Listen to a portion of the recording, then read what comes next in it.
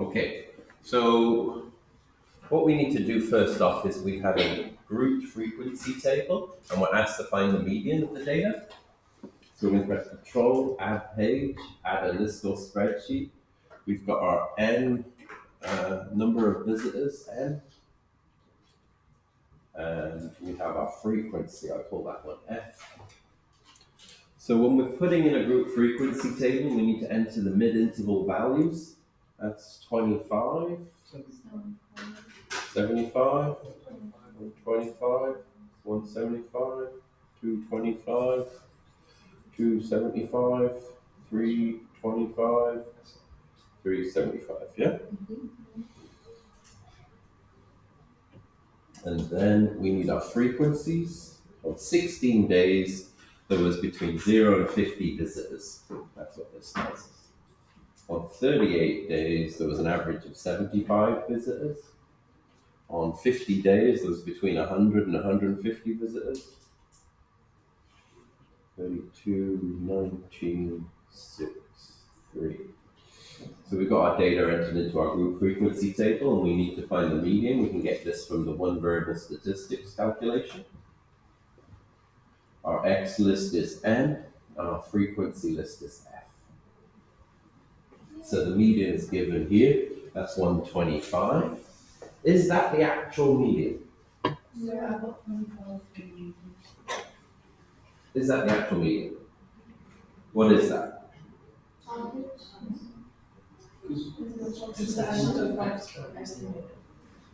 Use the best word so far, estimate. This is an estimate of the median.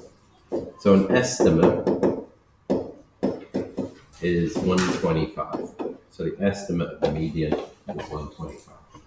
Why would it be two variables? Statistics, why would it be one? There is only one variable. That's one. There's no frequency. Our The only, other one is our only variable is number of visitors. not and frequency is not. That's not a variable. Okay. That's not a concept. Yeah. So the number of visitors, which is counted in people. No, frequency is one. That's the variable. Yeah, that's the variable. Okay. So moving on. So there we go. A, explain how you can tell that there are fewer than 100 visitors on 54 of the days. So discuss with the person next to you. Explain how you can tell that there are fewer than 150 visitors on 54 of the days.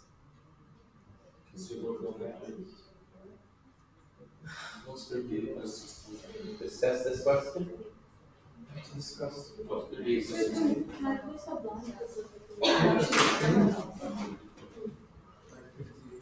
more. So you just go to where it says fewer than 100 and the back of all that. Thank you so much. Okay, so how do we know that there are fewer than 100 visitors on 54 of the days? So if we take this frequency and this frequency, and we add them together, 16 plus 38. So on 54 of the days, there are less than 100 visitors. We know that this and this less than 100 is when you combine these two groups together. So if you, what symbol I drew there? If we combine these two groups together, that is all of the days when there was less than 100. So that's 54. So what we start to see here is the cumulative frequency table. So we take the groups. So the first row is between 0 and 50. Is there a day when there was 0 people here? Maybe. Is there a day when there was 12 people here? Maybe. We don't know. We don't know. What we do know on that first row is that on 16 days, there was somewhere between 0 and 49 people. Can there be 49 and a half people? No. No. So there was either 0, 49, or any of the integer numbers in between 16 times. So then that means that there were less than 50 people on 16 days. There were less than 100 people on 54 days. On how many days were there less than 150 people? So we take this number 154, we add the next frequency, which is here, to it, and that gives us 104. Okay, complete the cumulative frequency table. Complete the cumulative frequency table. I was so confused.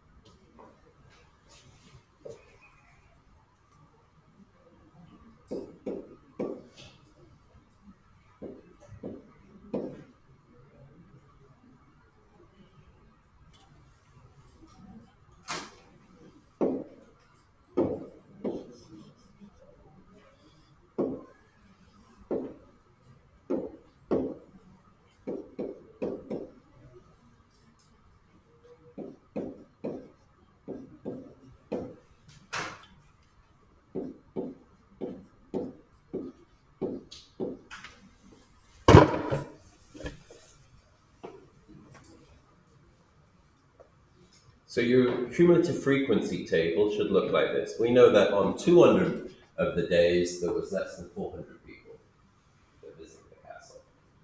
We know that on 172 days, there was less than 250 people. And it sort of transforms the data like that. So we take the group frequency table, we take the upper limits as our first column, and our second column is the cumulative frequencies up to that point. And then from this table, we can draw the cumulative frequency curve.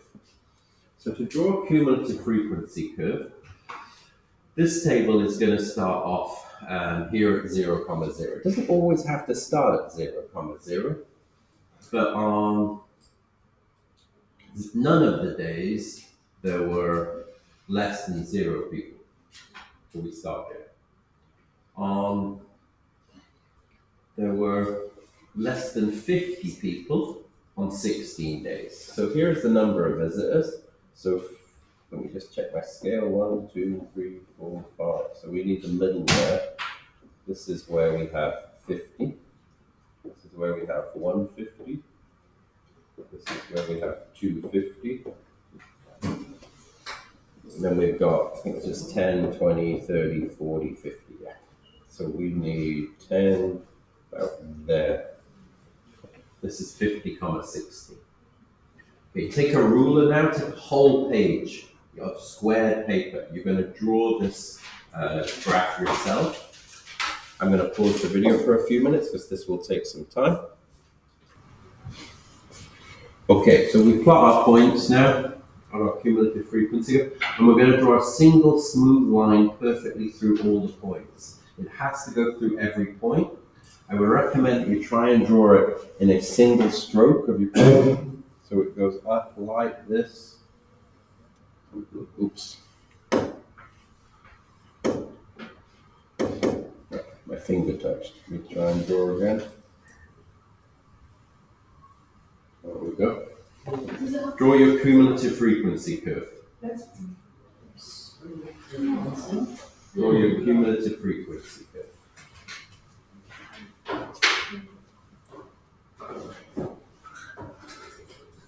Draw it as accurate as you can, in single stroke, through your points. It always looks this sort of an S shape.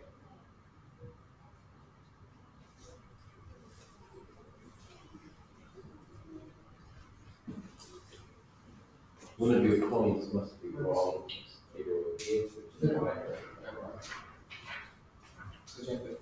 This is right. So, if your curve doesn't look right, there's a bit of a wobble to it. Look at where there's a wobble to it. That's probably where you've plotted your point wrong. So for instance, Raj, you see where you've got that little elbow in yours? That one must be wrong. So check your coordinate there against the data, and that's where you've gone wrong. So it's quite easy to see where you've gone wrong when you've plotted your points, because your curve won't quite work.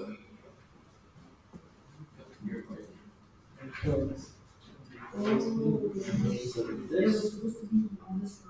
is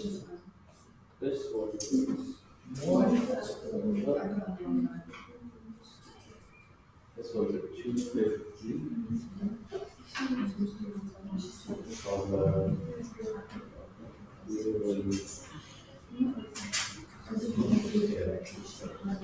from one, two, three, four, five.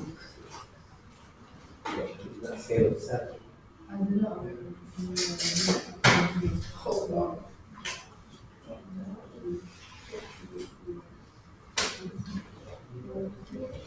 Scale of 1, 2, 3, 4, 5, 6, 7. Yes. What administrative practice 50 divided by 7. So 7.1 is each one of your things. So you need to go up to just put on the screen so you need to oh yeah, it's made up. But it's 3. So for instance, 7.1 is each box. You need to get 21. So 22 divided by 7 is 1. You do about 3.1 boxes.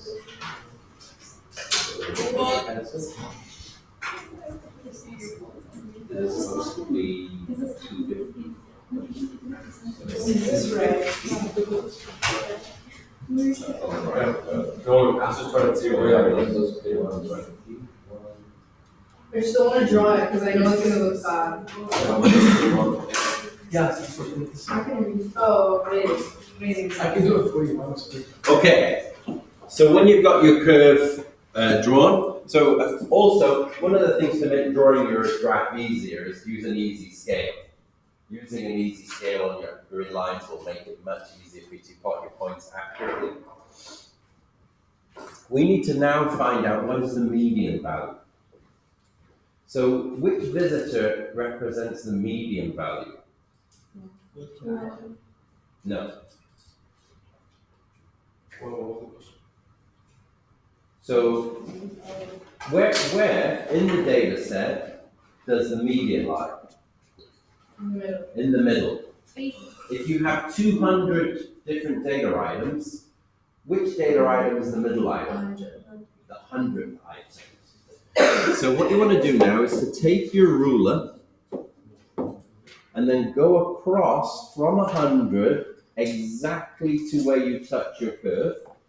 Then, using your ruler, from that point, go exactly down.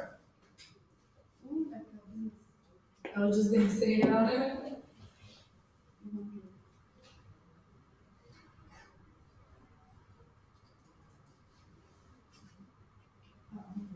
Does it have to be like dotted lines? No, it doesn't. Draw with a straight line. You don't need to do a dotted line for this. You can do a dotted line, that's fine. But use your ruler. Make sure you go perfectly across. Make sure you stop exactly at the point you touch. Excellent. And then read down. So what's your value? It's like, it's in between 145 and 150, so around like 143-ish. So Because where? it's going by 5. Oh, never mind. So this is. It's going by That's 10. 110. Yeah, 20, 30, 40. So All right. So 145-ish, around 145. Try and get it as accurate as you can. I said 146 if I'm Yours good. is because this scale is so small. Hers is more accurate because she's drawn the biggest scale possible. I had it like here and we go all the way back. No, 145. Because I literally went up by 10. 137. I went up by 10.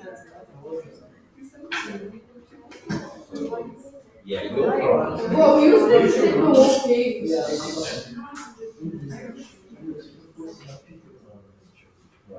Your scale is so small. It's hard to read off. We have it next week. Okay, so I like your answer. Let me come around. What did you get your answer? What did you get your answer? Like 146. Yeah. Oh, what are you? The major. Yes. Math. Oh, yes. Next week, so close. I have so time studies. I have so many pages. Oh yeah, You're not meaning. You're not? There's 100. You see how far out you are. And that makes a slight difference. I do it in my mind. It does need to be more accurate. You remember. Fine, You got a lack of hours. You okay there? You met. We notice that this line slopes back. It's not going straight. You're not following that bridge line perfectly. Absolutely. And you see it. So let me have a little look over here. What are we getting as your value? Yes. Yours is harder to read, but Cuba's is a bigger scale, so it's easier to set. All right, so what we should see is that the median is 147. So you from this technique,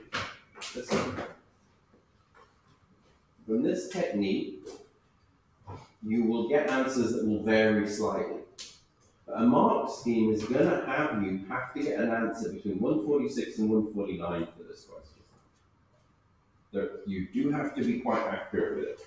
So this is 147 is the median. Now, refer back to this question. No, here. What did we estimate the median to be? 125. Now we're saying the median is 147. Which of those two estimates do you think is the best estimate and why? Discuss with the person next to you. This one includes everything from 0 to 50.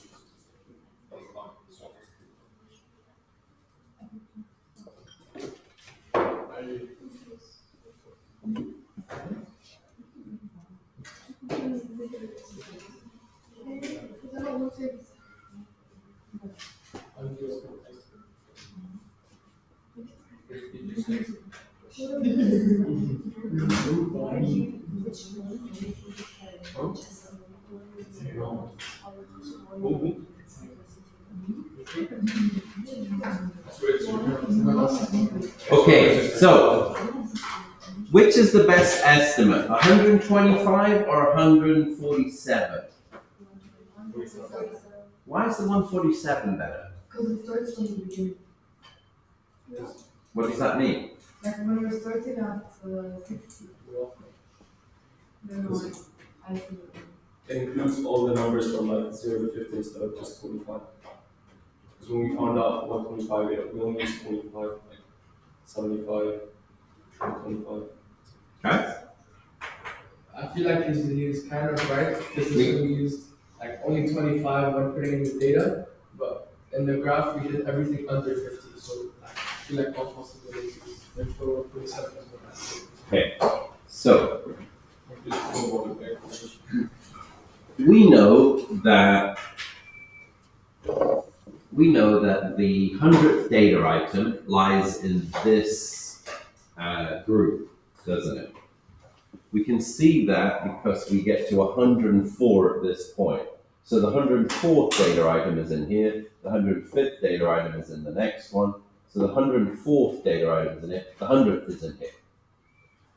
Now, if you were to get all of the data items in this category, some of them will be 100, some will be 110, some will be 125, some of them will be 149.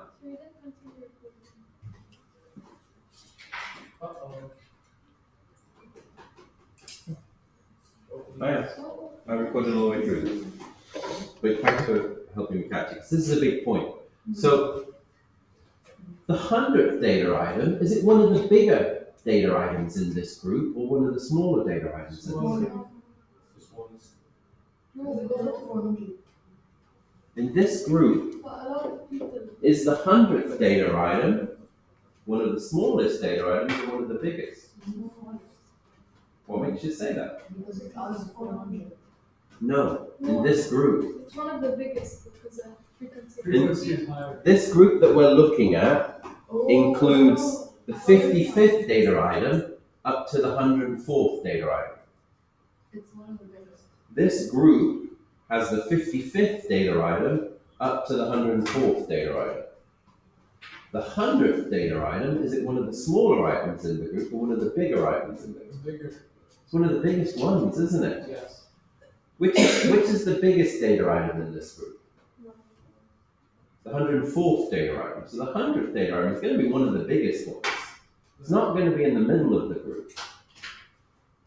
And you would assume the data items in the group are sort of evenly distributed. In fact, there's 50 spaces in this group and there's 50 data items in this group. So there should be more or less one of each one. There should be more or less one of each one. So the 100th data item is much more likely to be up at the top end of the frequency table than in the middle of it. So 125 is the estimate, doesn't take into account where within the group it lies, whereas the cumulative frequency curve does. So the cumulative frequency curve says that all of the data items in this group are going to be spread out like this in this region.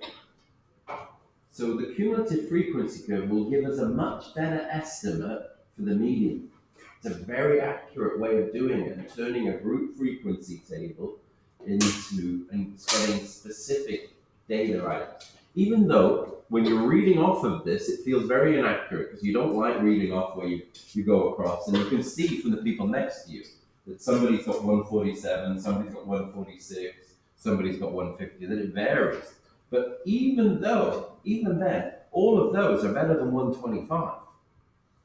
They're all a lot closer to what we think it's going to be than 125. You said the table doesn't take into accountability of what? The other numbers? It doesn't take into accountability the order in which the numbers appear. So all 50 data items are given the value 125. Whereas the cumulative frequency curve gives the smallest data item the value 54. It gives the largest data item the value 104. And then it gives everything in between. Sorry, it gives the frequencies there. So it would give you the values of 100 to 150. So all 54 data items are sort of represented, goes one after the other, evenly distributed along. And the fact that it curves helps to compensate for the fact that you've got less data items in here, even though you're going up by 50, then here you go up by 50. So here they're spread out one after a time. Here they're stacked on top of each other. So the curve does take into account that you might get, in this group, they may go up by every 3. So you'll get 0, 3, 6, 9 as your data items. Whereas in this group, you'll get 100, 101, 102, 103, 104. And that's how the curve creates that effect for us. All right. So what we're going to do now is we're going to try and draw a box plot. So what other information do we need from the box plot? The upper quartile and the lower quartile. Where will the lower quartile lie? Between the minimum and the median.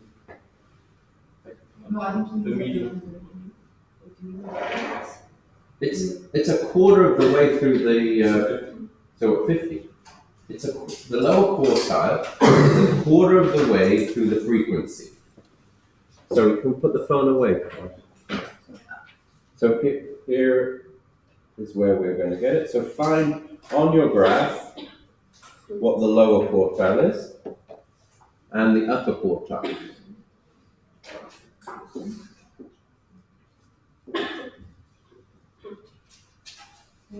why is mine so inaccurate? Your size of your scale. Mine's so.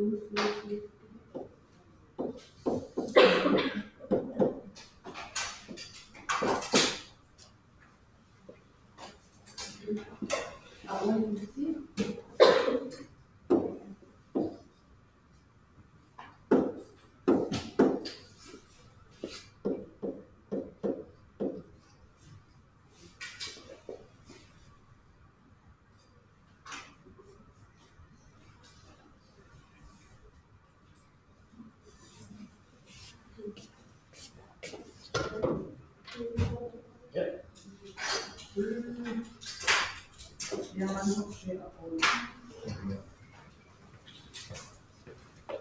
Interesting. I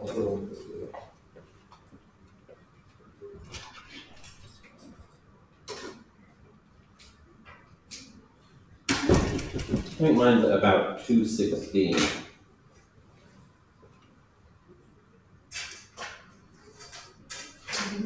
Oh, me too. So maybe a bit more. No, I would give up to I'm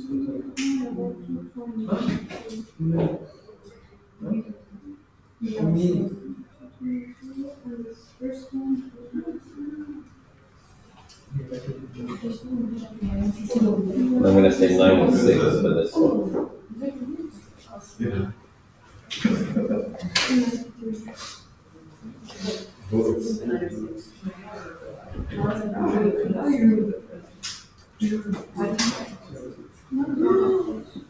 What values did you get?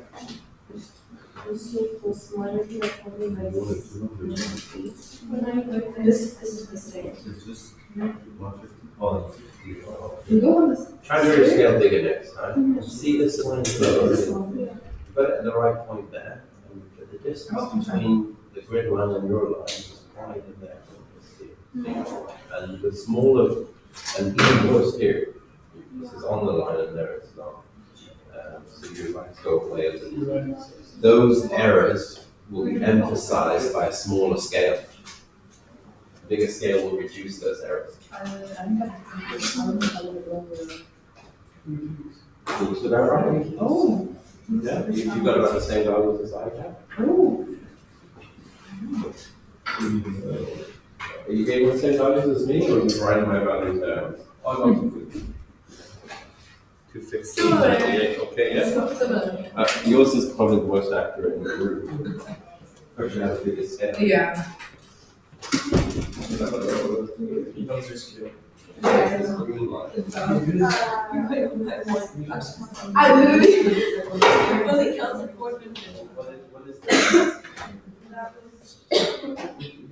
Which is the correct one? The green line or the pencil? The green one. You can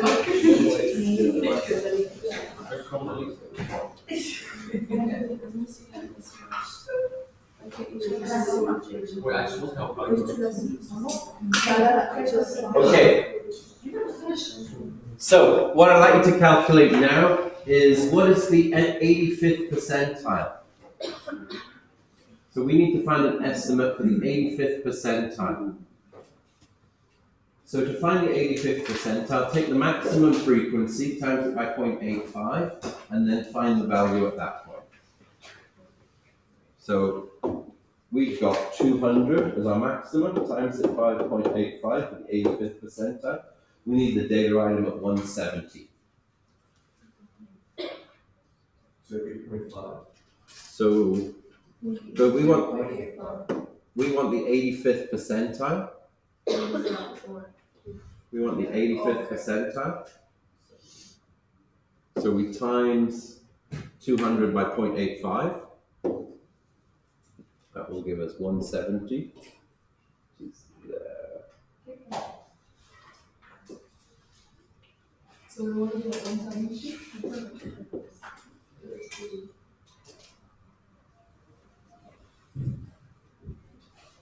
For me, I'm getting 250 on that one. I'm getting 250 on the dot. Yeah. No. Yeah, I'm getting 249. I'm getting 250. Yeah. So it's 245 okay? Maybe like 250. Yeah. You can see it's going to be quite close to 250 here. You can see it there. That is a wide group. That is a large group. And 172 is at 250, so 170 is just below it. So 249 or 250 seems reasonable.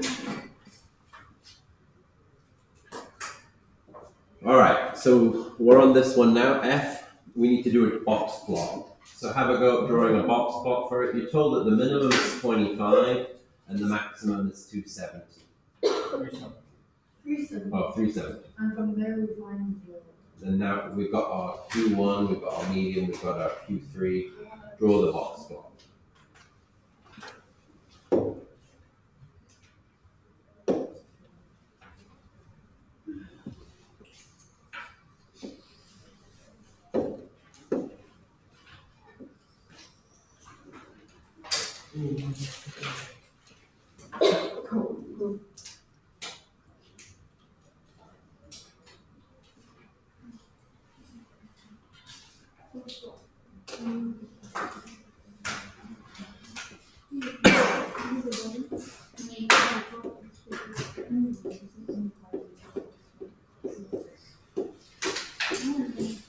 This is what it is. This is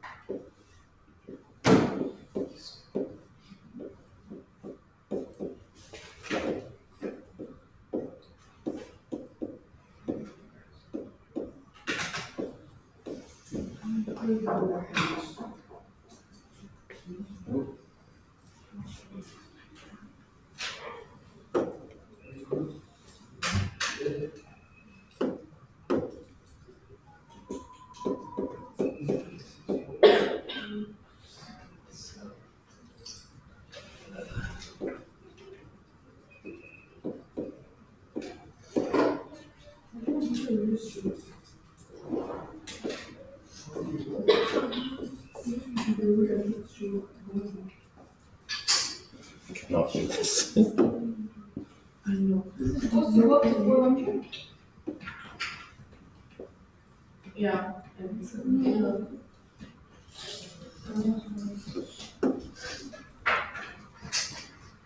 So it goes 150 and see and stuff.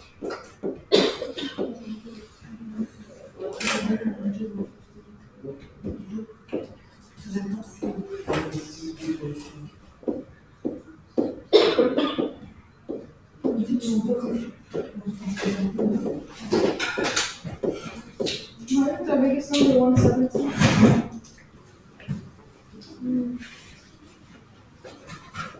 There is the 18th next week. Why?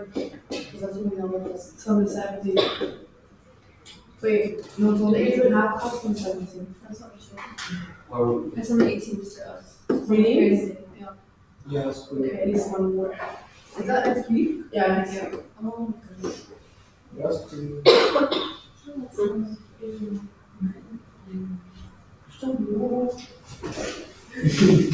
maybe can you tell me the numbers to the customer? That's not small.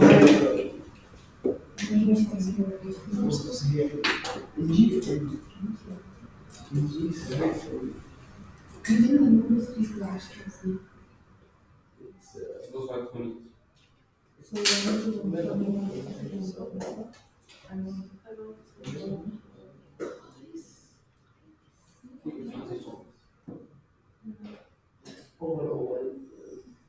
It's too tiny.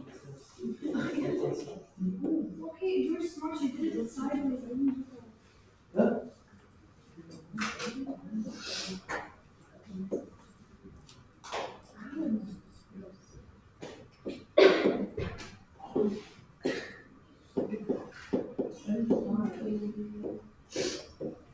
I swear.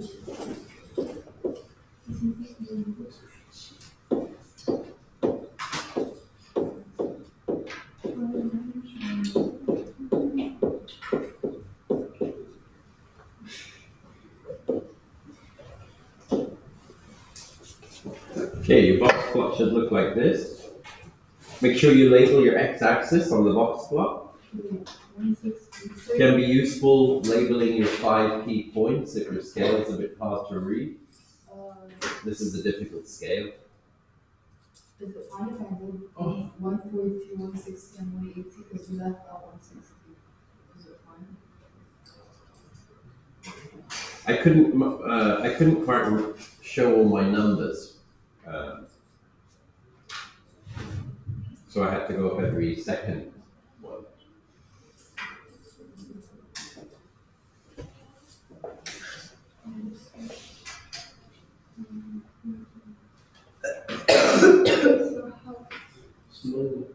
Oh, I think I've got my median wrong. I've got my median at 160, not at 150.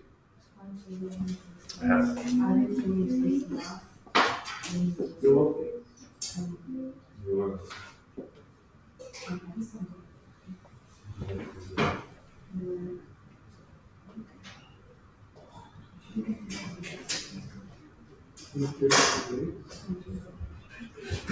My median was What? 137.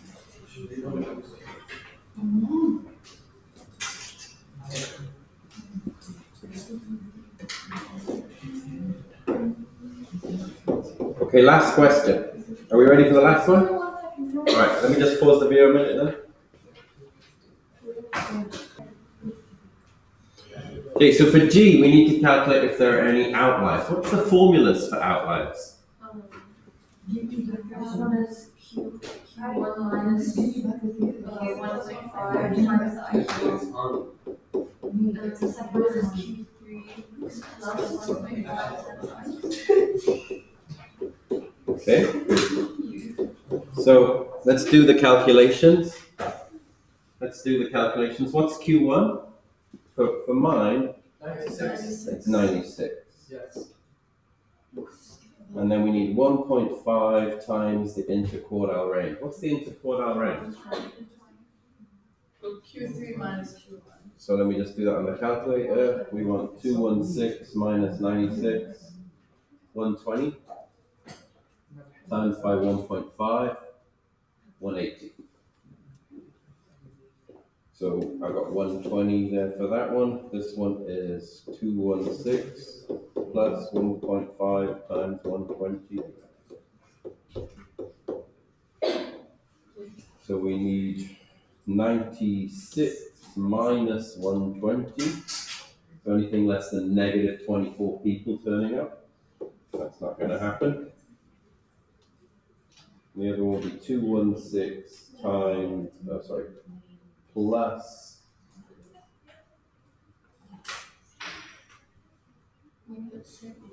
It's 180, it's 180.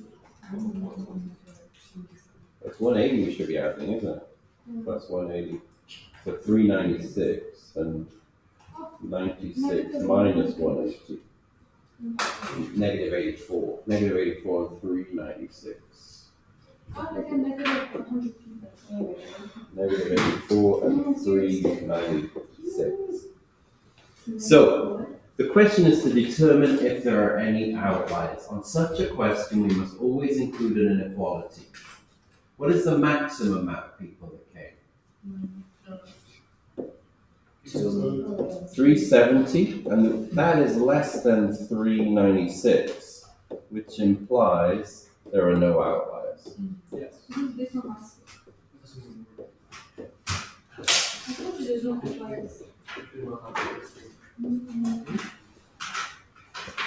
You may also want to say that the minimum value is 25, which is bigger than minus 84. Include both ends.